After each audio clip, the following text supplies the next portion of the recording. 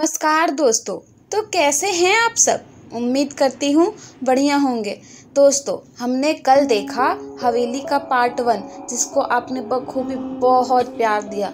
तो चलिए हम पार्ट 2 की ओर बढ़ते हैं। कहानी की शुरुआत होती है।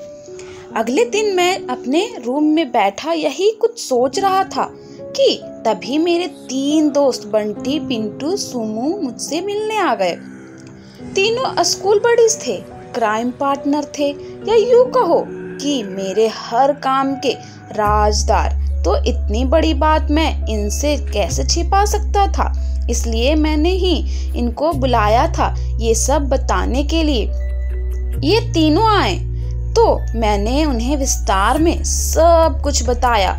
तो वो मेरी बातों पर पहले तो खूब हंसे, लेकिन फिर पिंटू ने कहा, यार अगर तू सच कह रहा है तो हमें वहां चलकर देखना चाहिए। पिंटू की बात पर सोमू ने कहा, मुझे तो यकीन नहीं इसकी बातों पर हो ना हो ये हमारे साथ मजाक कर रहा है। इस पर मैंने उनसे कहा, अगर मैं मजाक कर रहा हूँ तो मैं 100 जूते मार लेना तुम, मगर उससे पहले हवेली चलकर देख लो एक बार। तीनों अचंभित होकर एक दूसरे का मुंह ताक रहे थे। तो मैंने उन सबको समझा बुझाकर मना लिया हवेली के अंदर चलने के लिए। पहले तो उन्होंने मना किया, लेकिन फिर मान गए, ये कहते हुए कि अगर तेरी बात झूठ निकली तो तू 10 दिन सिर्फ हमारा हुक्म मानेगा। और मैंने डील डन कर दी बिना किसी शर्त के। उन सबके हाँ करने के बाद हम सबने मिलकर प्लान बनाया उस हवेली के अंदर जाने का, कि कैसे अंदर जाना है और कैसे क्या क्या करना है। कुछ देर इस मौजे पर बात चली, फिर सभी अपने अपने घर को चल दिए। देर रात मैं गली के चौक पर पहुंचा, हमारे तय किए गए प्लान के मुताबिक, जहां सारे दोस्त पहले से ही मौजूद थे अपना अपना सामान लेकर। एक गहरी सांस भरते हुए हमने एक दूसरे को हौसला दिया। फिर सबने अपना अपना दिल मजबूत किया और चल पड़े हवेली की। चांद की चमकती रोशनी रास्ता दिखा रही थी, लेकिन फिर भी हम सब ने एक टॉर्च ले लिया था। लड़खड़ाते कदमों के साथ हम सभी हवेली तक पहुँचे तो चांद जाकर बादल में छुप गया और एकाएक वहाँ काला अंधेरा फैल गया, जिससे कि हम सभी घबरा गए। लेकिन फिर भी एक दूसरे का हाथ थामे गहरी सांस भरते हुए एक एक कर हवेली के अंदर कूदे गए। चारों तरफ सन्नाटा फैला था। हम लोग टॉर्च की रोशनी जलाते हुए इधर उधर बिखर गए। हम सभी बारी बारी से हवेली के इर्द गिर्द चक्कर काट रहे थे, मगर हमें वहां ऐसा कुछ महसूस नहीं हुआ। जिस पर पिंटू ने हंसकर कहा, देखो यहाँ कुछ नहीं है, मैंने कहा था ना, ये एवं बकवास कर रहा है। तुम लोग फालतू में इसकी बात पर यकीन कर लेते हो। तभी सोमू ने कहा, हाँ यार, अफवाह ही है, खामखा यहाँ आकर हमने अपना समय बर्बाद किया। वहीं बंटी फिर बोल तो पड़ा, इसके चक्कर में हम सभी फुद्दू बन गए, मारो इसे, यही है। हट्टू ये बोलकर वो सभी मुझ पर बरस पड़े। वे तीनों अभी मुझ पर बरस ही रहे थे कि तभी एकदम किसी के कदमों की आहट सुनाई दी। उस आहट पर हम सभी के कान खड़े हो गए और फिर हम लोगों ने एक साथ उस ओर पलटकर देखा। जब हमने उस ओर देखा तो उस समय हमें वहां कोई नजर नहीं आया। हमें लगा कि शायद बिल्ली या कोई दूसरा जानवर होगा, और यही सोचकर हम वहां से जाने लगे। जैसे ही हमने बाहर जाने के लिए अपने अपने कदम आगे बढ़ाए, वैसे ही अचानक घुंघरुओं की आवाज आने लगी। हम उस आवाज पर वहीं ठहरकर गुमसुदगी से एक और दूसरे का मुंह देखने लगे। उस वक्त हम सभी के चेहरे का रंग उड़ चुका था और हम बेहद खौफजदा हो चुके थे, क्योंकि उन घुंघरुओं की आवाज बहुत डरावनी थी। जिसे सुनकर हम सभी घबरा गए थे। घबराहट के मारे मेरे तीनों दोस्त मुझसे लिपट गए तो मैंने उन्हें चिढ़ाते हुए बोला, क्या अब भी मेरी बातें मजाक लग रही है तुम लोगों को? तो जाओ एक बार अंदर होकर आओ। तीनों मुझे थपकाते हुए बोलने लगे, बकवास बंद कर तू, ऐसे में भी मखमरी सूझ रही है तुम्हें? कुछ कर हमें निकाल यहाँ से। तो इस पर मैंने उनको बोला कि अयाताल कुर्सी का वृत्त करो। सभी एक साथ फिर सभी बुदबुदा कर पढ़ने लगे। थोड़ी ही देर में आवाजें आना कम हो गई और ये देख हम सारे दोस्त खुश हो गए। एक लम्हे को वहाँ सब कुछ शांत हो गया था। हम सब फौरन बाहर जाने लगे, लेकिन तभी फिर हवेली की दीवारें हिलने लगी, मानो जैसे भूकंप आ रहा हो। ये नज़ारा देख मेरे सारे दोस्त डर गए थे। मैंने उन्हें समझाया कि हमें हिम्मत से काम लेना चाहिए और इसका सामना करना होगा, तभी हम सारे राज पता कर पाएंगे। और ये सुनकर सबने मेरी बात में हाँ मिलाया। अपना सर हिलाते हुए हम सभी खड़े हो गए। तभी एक तड़कती फड़कती दहाड़ गूंजी, कौन हो तुम लोग और यहाँ मेरी हवेली में क्या कर रहे हो? ये मेरी हवेली है, निकल जाओ यहाँ से। इस दहाड़ पर हमने उसकी तरफ मुड़कर देखा और देखते ही हमारे होश ठिकाने लग गए। वो इतनी खौफनाक लग रही थी कि हमारे सांसें गले में अटक रही थी। वो हमें ऐसे घूर रही थी जैसे अभी मार डालेगी और ये देखकर उसे मेरे दोस्त खौफ इस कदर तेजी से खौफ से चीखे कि उनकी चीखों की आवाज़ फिर पूरी हवेली में गूंज गई। तब हमने उन्हें शांत कराते हुए कहा कि वो हमें नुकसान नहीं पहुंचाएगी। तो इस पर वे लोग कांपते हुए अंदाज में बोले, क्यों?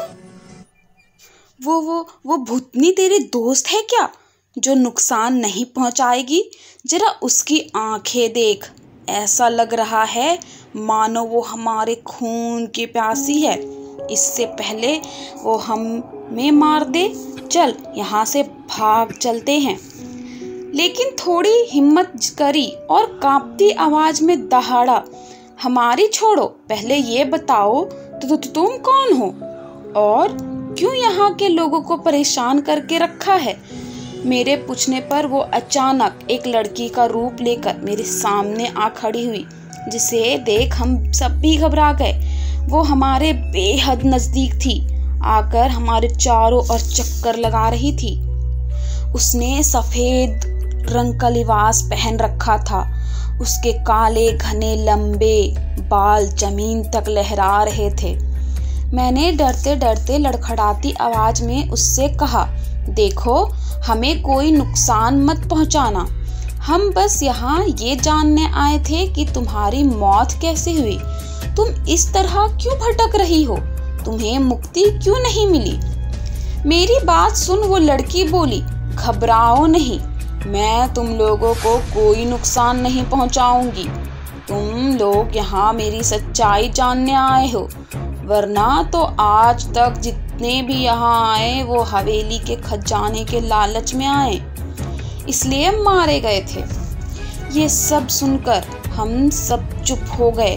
फिर मैंने उससे पूछा, तुम यहाँ क्यों भटक रही हो?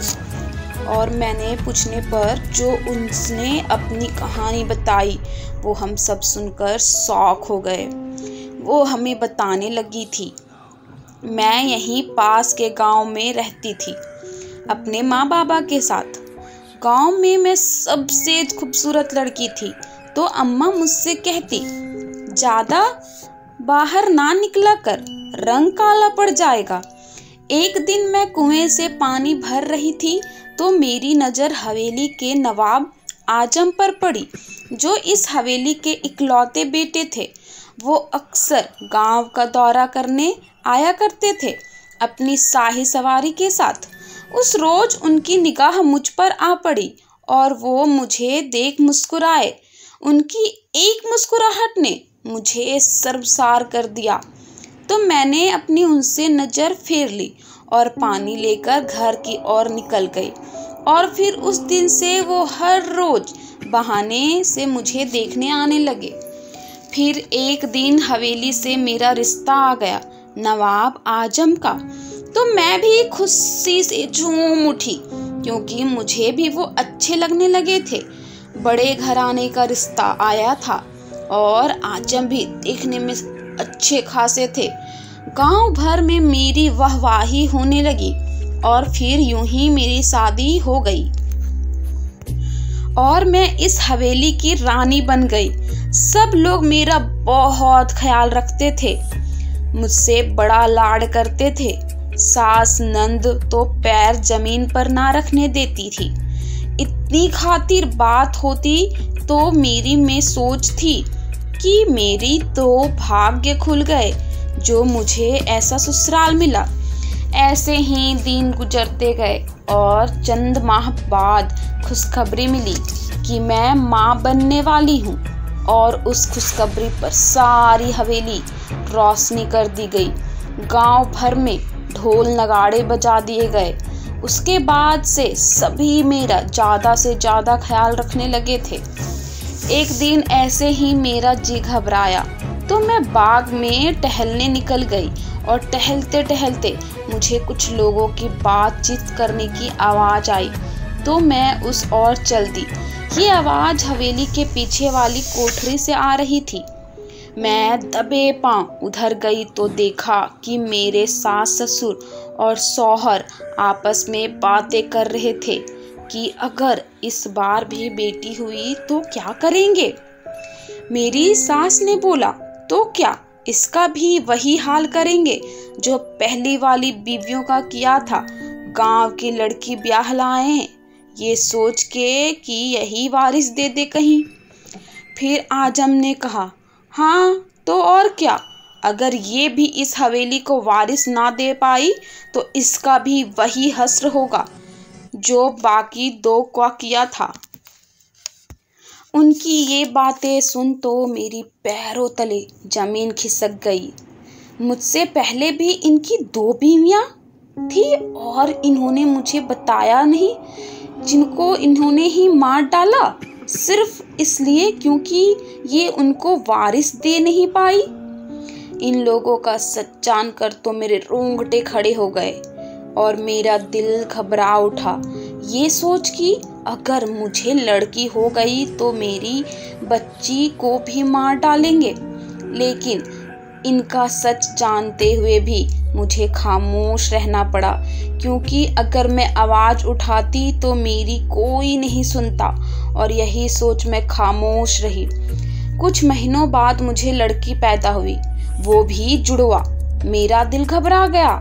मैंने दाई माँ से कहा कि मेरी बच्चियों को ले जाए अपने साथ, मगर दाई ने डर के कारण इनकार कर दिया। कुछ देर बाद मेरी सास अंदर आई और उसने देखा कि मुझे जुड़वा बेटी हुई है तो वो मुंह बनाकर बाहर निकल गई। अब मेरा दिल और घबरा रहा था। रात में आजम आए और आते ही मुझे मेरी बच्चियों समेत उठाया। मैंने पूछा, कहाँ ले जा रहे हो? तो कुछ ना बोले और मुझे खींचते हुए हवेली की कोठरी ले आए। वहाँ मेरे सास ससुर नंद सब खड़े हंस रहे थे। मैंने रो रो कर उनसे मिन्नती की कि ऐसा ना करे हमारे साथ, मगर उन्होंने मेरी एक ना सुनी और मुझे मेरी बच्चियों समेत जिंदा जला दिया। उस रात मेरी रूह तड़पती रह गई और उस दिन से मेरा वास इस हवेली पर हो गया। मैंने आजम और उसके सारे खानदान को मिटा दिया, मगर फिर भी मुझे मुक्ति ना मिली और तब से मैं किसी ऐसे शख्स के तलाश में थी जो कि मुझे मुक्ति दिला सके। उनकी ये दर्द भरी दास्तान सुनकर हम सब की आंखें भर आईं और फिर मैंने उससे पूछा कि आप क्या चाहती हैं? तो उन्होंने कहा कि मैंने अपने कातिलों को तो उनके अंजाम तक पहुंचा दिया था, मगर उसके बाद भी हम भटक रही हैं। तुम हमारी रूहों को मुक्ति करवा सकते हो। ठीक है, हम दिलवाएंगे आपकी रूह को शांति। मैंने उन्हें यकीन दिलाया कि हम कल ही आपकी रूह की मुक्ति के लिए मौलवी लेकर आएंगे। बस आप हमें यहाँ से सही सलामत जाने दे दो। तो उन्होंने कहा, ठीक है, तुम लोग जा सकते हो। घर पहुँचते ही हम सभी ने अपने अपने अम्मी अब्बू को ये सब बताया। पहले तो उन्हें हम पर यकीन ना हुआ, लेकिन हमारे बहुत इसरार यानी कि मनाने के बाद और समझाने के बाद वे मान गए और अगले दिन पापा ने मोहल्ले भर को साथ लिया, मौलवी मौलाना समेत, और हवेली की ओर चल दिए। हवेली पहुंचकर वहां मौलाना ने अपने तरीके से दम दरूर किया और फिर कई घंटों के इंतज़ार के बाद उनकी रूह सामने आकर हम सभी का शुक्रिया अदा करती हुई आसमान की ओर निकल गई। उस दिन हमें लगा कि हमने कोई अच्छा काम किया है अपनी ज़िंदगी का, और तब से आज तक उस हवेली में कोई आत्मा का खौफ नहीं और लोग वहाँ से बेखौफ गुजरने लगे।